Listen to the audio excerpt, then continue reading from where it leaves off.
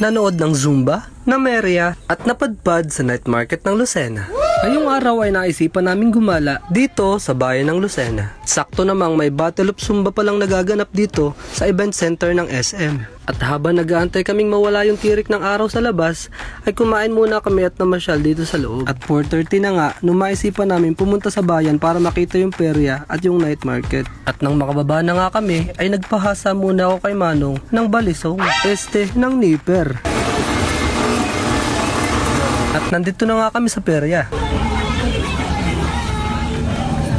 Marami nga kayong makikita dito, nariyang may short, may damit, may sapatos, may punda at kung ano-ano pang makikita nyo pag kayo ay napagawi dito. Paborito ko nga dito yung may umiimik ng ay bili-bili na kayo ma'am sir, dating nasa Shopee at Lazada, ngayon ay nasa kalsada na. At dito nga ay may nagustuhan ako na agad-agad ko na rin binili. At maya-maya nga lamang ay nandito na tayo sa exciting part, ang night market sa Lucena. Kaso may araw pa niyan, so hindi pa siya night market ngayon.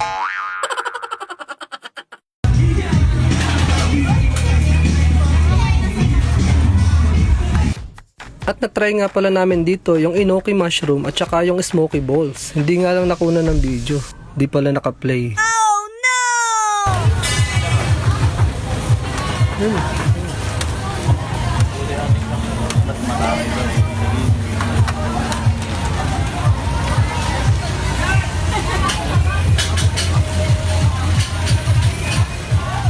At naisipan din namin itry dito yung egg skinless tapa nila.